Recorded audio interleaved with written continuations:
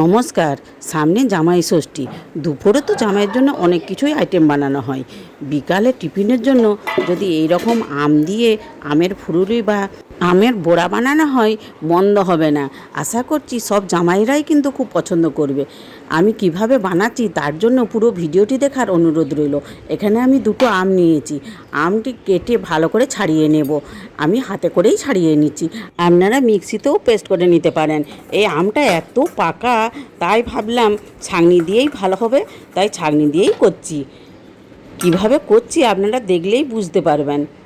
আর এই টিফিনটা বানাতে গেলে চাল গুঁড়ির কোনো প্রয়োজন হবে না। আপনার হাতের কাছে যদি এক বাটি সুজি থাকে, সুজি দিয়েই বানিয়ে নিতে পারবেন। আর খেতে সত্যিই অসাধারণ হয়। এখন আমার মাড়িটি বের করে নেওয়া হয়ে গেছে।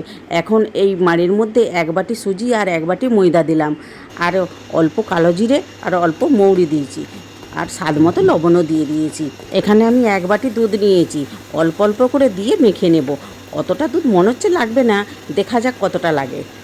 এখন আমি অল্প অল্প করে দুধ দিয়ে ভালো করে মেখে নিচ্ছি। আপনারা তো তালের বড়া অনেক খেয়েছেন। আমের বড়া আমি যখন বানিয়েছিলাম ঘরে খেয়ে কেউ বুঝতেই পারে না আমি কি দিয়ে বানিয়েছি।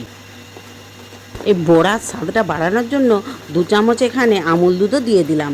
গুঁড়ো দুধ দিয়েও একটু ভালো করে মেখে নেব। আর একটু দুধ লাগবে মনে হচ্ছে, তাই একটু দুধ দিলাম। দুধ দিয়ে একটু ভালো করে মেখে নেব। আর যত এই মাখাটা ভালো করে মাখা হবে, ততই বড়াটা কিন্তু নরমও হবে আর খেতেও খুব ভালো হবে।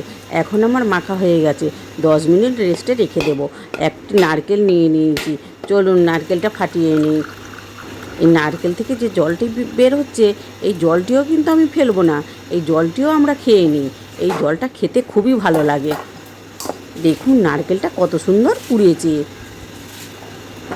আমার হাফ নারকেল লাগবে, আর হাফ রেখে দেবো, আবার অন্য দিন কোনো কিছু বানিয়ে নেব। নারকেলটি আমার কুড়াও হয়ে গেছে, আর অল্প কুচিয়েও নিয়েছি। এই নারকেল কুচিটা বড়ার মধ্যে যখন মুখে দাঁতে লাগবে, খেতে কিন্তু অসাধারণ লাগে। আমি যেইভাবে বানাচ্ছি সেইভাবে আপনারা একবার হলেও বানাবেন। এখানে আমি এক বাটি চিনিও দিয়ে দিলাম। মিষ্টিটা আপনারা আপনাদের পছন্দ মতো দিবেন। এই আমটা খুবই মিষ্টি, তাই আমি চিনিটা একটু কম দিলাম। দিয়ে খুব ভালো করে মেখে নেব। দেখুন এখন আমার খুব ভালো করে মাখা হয়ে গেছে। এখন ঢাকা দিয়ে সাইডে সরিয়ে রাখছি। চলুন এখানে আমি কড়াই বসিয়ে দিয়েছি। কড়াই গরমও হয়ে গেছে। কড়াইয়ের মধ্যে সাদা তেল দিয়ে দিলাম। আমি এইটি সাদা তেল দিয়েই ভাজবো। এখন এই পাটটিকে আরেকটু হাতে করে ভালো করে ফেটিয়ে নেব। ফেটানো আমার হয়ে গেছে, তেলও হালকা গরম হয়ে এসছে। এইভাবে একটু একটু করে দিয়ে দেব।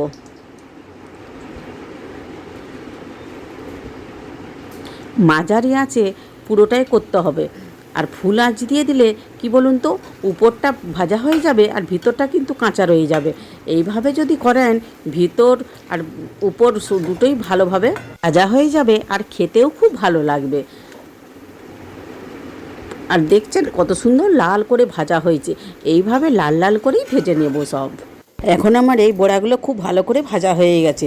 একইভাবে আমি সব বড়াগুলোই ভেজে নেব। আমি আপনাদেরকে কতটা যে বুঝাতে পারছি আমি ঠিক বুঝতে পারছি না। প্লিজ আপনারা পাশে থাকুন, সহযোগিতা করুন। আর একটা কথা বলি, আজকে আমার রেসিপি যদি ভালো লাগে একটা লাইক করার অনুরোধ রইল। আর প্লিজ সাবস্ক্রাইব করবেন, আর বন্ধুবান্ধবদের সাথে শেয়ারও করবেন। আর ফেসবুক থেকে দেখলে ফলো করবেন।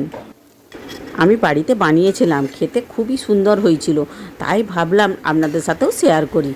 সত্যিই একবার এইভাবে আমি যেইভাবে বানালাম সেইভাবে একবার বানিয়ে দেখবেন, খেতে সত্যিই অসাধারণ হয়।